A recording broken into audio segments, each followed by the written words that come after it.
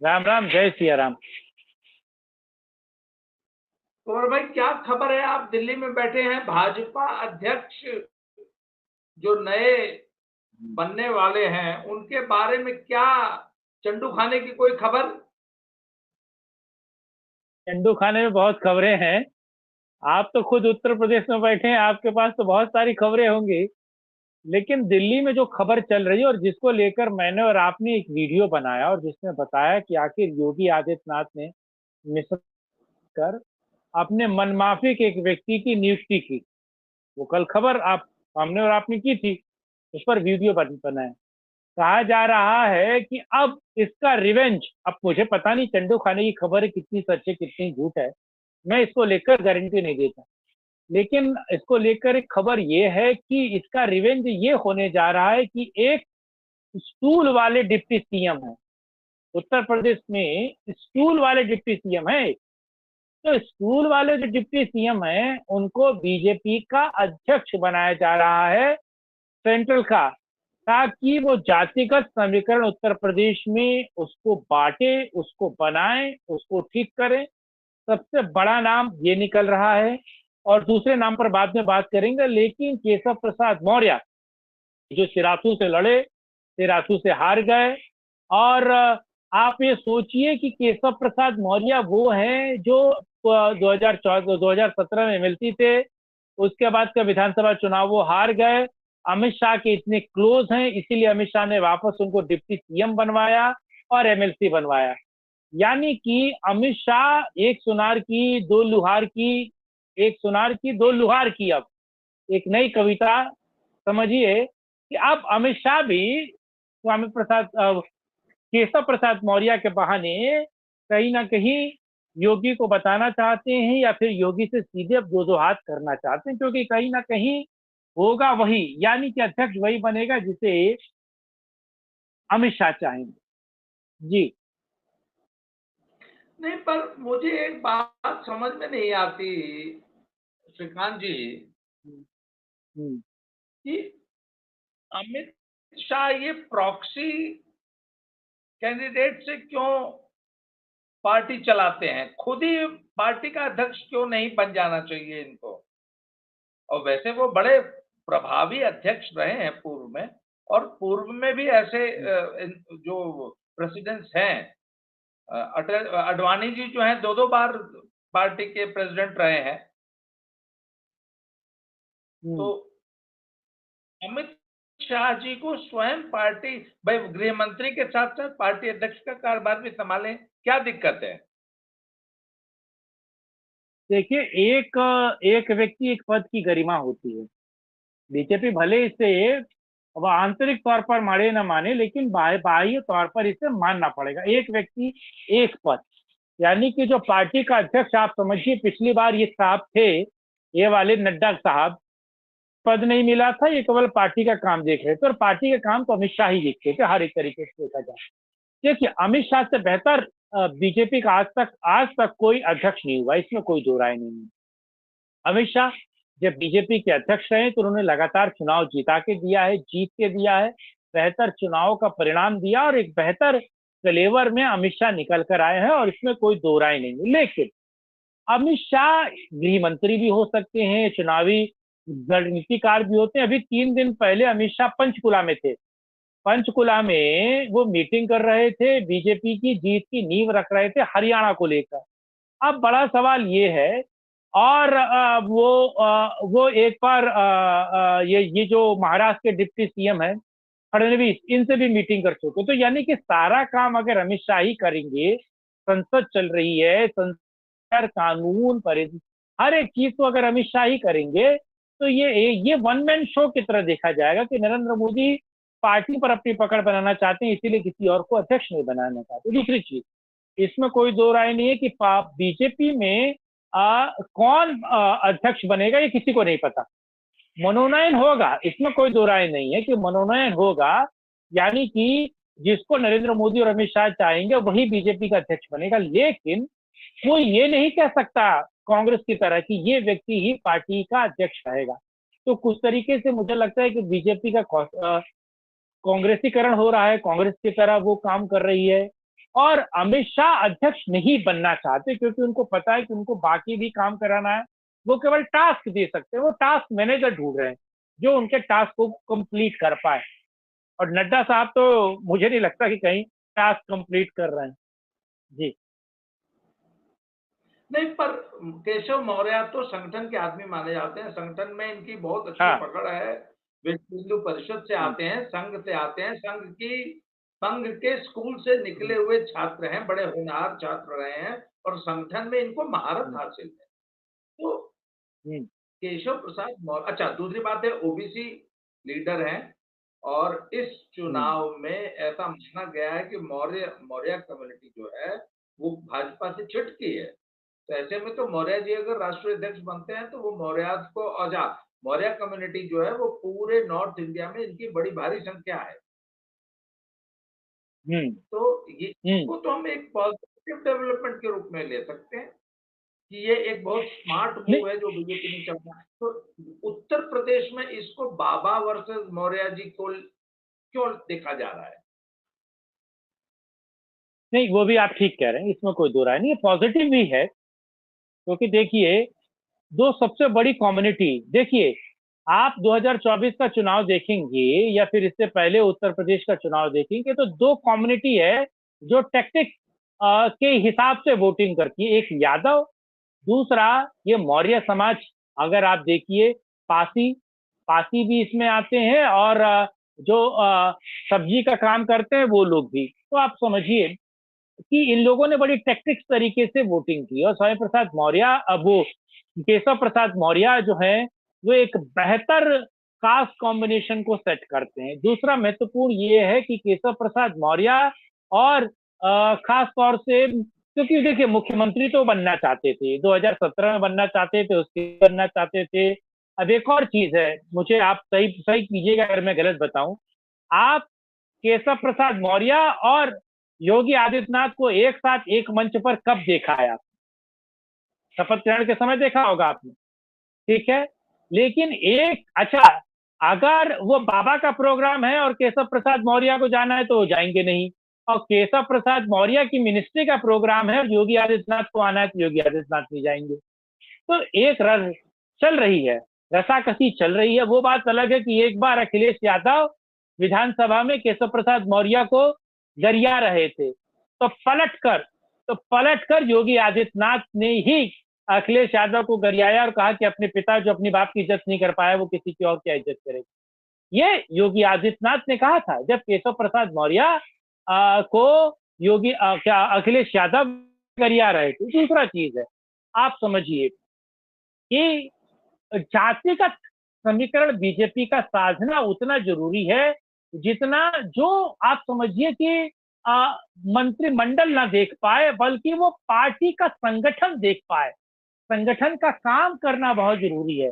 बंसल साहब को अगर, उत्तर प्रदेश से आते बंसल साहब, अगर बंसल साहब को अध्यक्ष बना जाता है तो कहीं ना कहीं ये एक मैसेज जाएगा कि बीजेपी वापस बनियों की पार्टी बनने की तरफ जा रही है और बीजेपी के पास कोई दूसरा संगठन का व्यक्ति नहीं है। केशव प्रसाद मौर्य ओबीसी से आते हैं, उत्तर प्रदेश बेहतर जानते हैं, और केशव प्रसाद मौर्य के साथ बेहतर ये है कि ये, आपने जैसा बताया, ये आरएसएस से निकले हुए हैं, वीएचपी में भी रह चुके हैं, विश्व हिंदी परिषद को लेकर उन्होंने बेहतर काम किया है। वो सब तो छोड़िए, मैं आपको बताऊं एबीवीपी में, अखिल भारतीय विद्यार्थी परिषद में बेहतर काम किया, भाजयुमो में काम किया है। एक और मैं बात बता रहा हूं, आपको पता है 2016 के अंत में 17 के चुनाव से पहले 350 मोटरसाइकिल सिटी 100 बीजेपी ने खरीदी थी, आपको अगर आपको याद हो तो। 300 सिटी 100 बजाज की जो गाड़ी आती है वो बीजेपी ने खरीदी थी, और वो अपने वर्कर्स को दी थी जो उनके चुनाव का मैनेजमेंट कर रहे थे, ठीक। पेट्रोल भी दे रहे थे। ये आइडिया किसका था? ये केशव प्रसाद मौर्य का था कि जिसको हम पूरे दिन भगाएंगे उसको नई ब्रांड गाड़ी दीजिए, और अगर हम जीतते हैं तो जिसके पास जो गाड़ी है वो गाड़ी वही चलाएगा। आपको पता है बीजेपी के राज्य की इकाई ने वापस वो जो टू व्हीलर थी वो कार्यकर्ताओं से वापस नहीं ली थी, क्योंकि ये माइंड केशव प्रसाद मौर्य का था। प्रसाद मौर्य बीजेपी की सारी चीजें देख रहे थे, उत्तर प्रदेश इकाई के अध्यक्ष भी थे। तो देखिए किस तरीके से कनेक्ट कार्यकर्ताओं के साथ करना है, संगठन को कैसे जोड़ के रखना है, वो केशव प्रसाद मौर्य बेहतर करते हैं।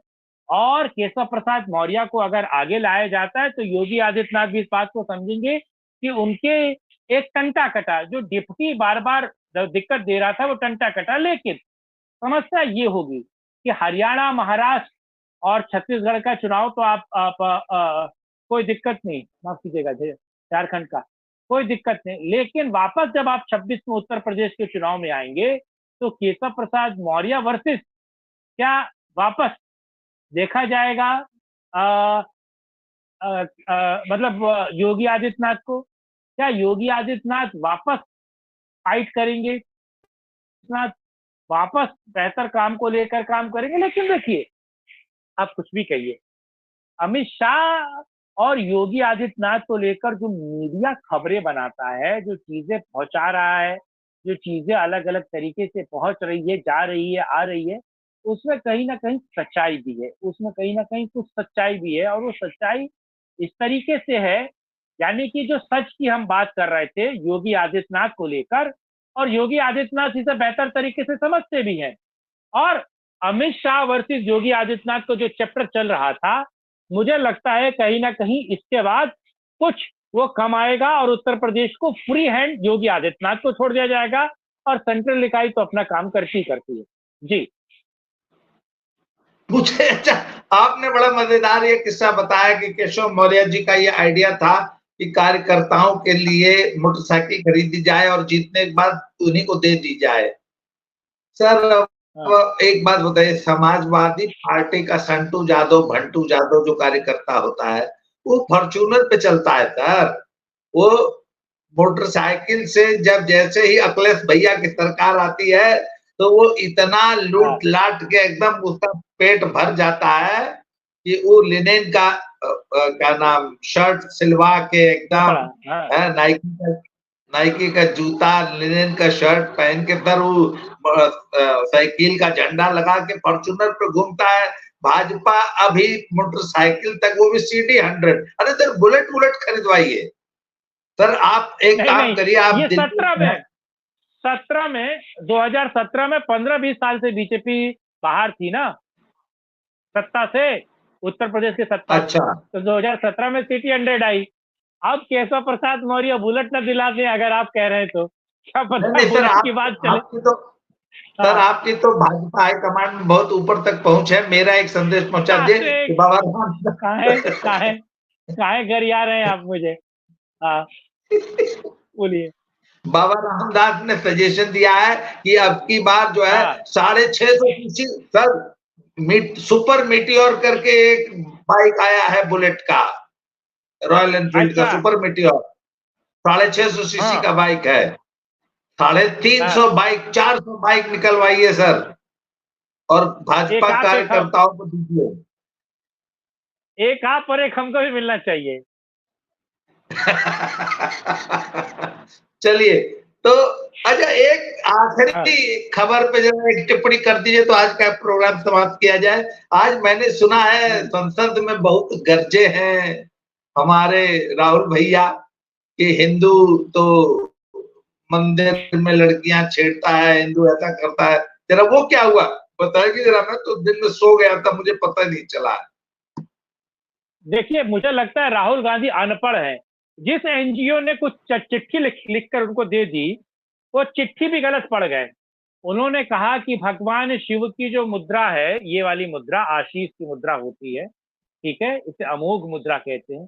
भगवान शिव अमोघ मुद्रा में रहते हैं। अगर उन्होंने शिव महापुराण पढ़ा होता तो उनको पता होता कि 7वें अध्याय में क्या है। अमोघ मुद्रा अलग होती है, आशीष की मुद्रा अलग होती है, जैन मुद्रा अलग होती है। दूसरा, वो कह रहे हैं ये पूरे दिन हिंदू हिंदू करते हैं लेकिन हिंदू हिंसक हो रहा है, यानी कि वो हिंदुओं को हिंसक कह रहे हैं। और उसी वक्त प्रधानमंत्री मोदी ने खड़े होकर ये कहा कि ये बात ठीक नहीं है, जिस तरीके से इस पूरे समाज को, हिंदू समाज को हिंसक कहा जा रहा है। ऊपर से आप समझिए वो व्यक्ति कितना बड़ा मूर्ख है, वो जीसस क्राइस्ट को ले आया। हाँ, मोदी जी ने बीच में टोक दिया खड़े होकर, टोका है मोदी जी ने। उन्होंने कहा कि पूरे समाज को आप हिंसक कह रहे हैं, पूरे हिंदू समाज को हिंसक कह रहे हैं, ये बात ठीक नहीं है और इसका मैं प्रतिकार करता हूँ, इसका मैं विरोध करता हूँ और ये आप सोच समझ कर बोलिए। दूसरा ये आप समझिए, ये अंड का बंड तो बोल दिया उन्होंने, अभी मूर्ख आदमी है ना, वो बुद्धि होता तो सोचता भी।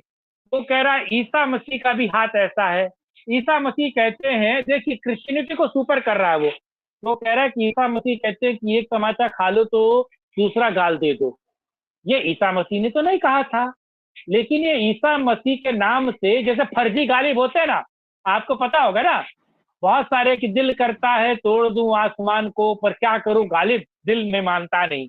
यानी कि गालिब ने ससुर ने अपने पूरे जीवन में नहीं कहा होगा, लेकिन कुछ भी बोल दो गालिब लगा दो ना। आप समझ रहे हैं, हाँ है ना। हाँ, दिल्ली में बहुत सारे ऐसे दिल जले घूमते हैं, कहते हैं कि आग लगा देता मैं इस पूरे जमाने को, पर कमबख्त गालिब माचिस जो नहीं मेरे पास।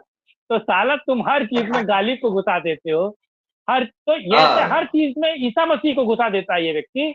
इसने कहा, ईसा मसीह ने कहा कि एक गाल पे तमाचा मारो, दूसरा गाल फ्री रखो, फारिग रखो, और ये ब्ला ब्ला ब्ला अंड का बंड ये व्यक्ति वहां पर लोकसभा में बोलता रहा। बहुत कुछ बोला है, अनर कर बोला है।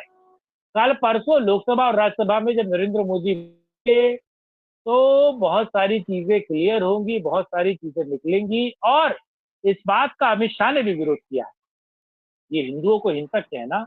और दूसरा ये है कि जिस तरीके से ये हिंदुओं के विरोध में बात कर रहे हैं, जैसे हिंदुओं को लेकर एक दुश्मनी है। अब ये समझिए, वो भगवान शिव की वो एक फोटो तो लेकर आते हैं वो, लेकिन वो चुन चुनकर चीजों को बहुत अलग तरीके से बोलने की कोशिश करते हैं, अलग तरीके से दिखाने की कोशिश कर रहे हैं। तो इसका सीधा मतलब है कि वो मतलब सुपियोरिटी कॉम्प्लेक्स जो है उनको, यानी कि श्रेष्ठता का भाव जो राहुल गांधी में है, वो इस देश के लिए, हिंदू सभ्यता के लिए, इस देश के मूल्यों के लिए मुझे लगता है हितकारी नहीं है, बढ़िया नहीं है, ठीक नहीं है, ये राहुल गांधी कर रहे हैं मुझे लगता है।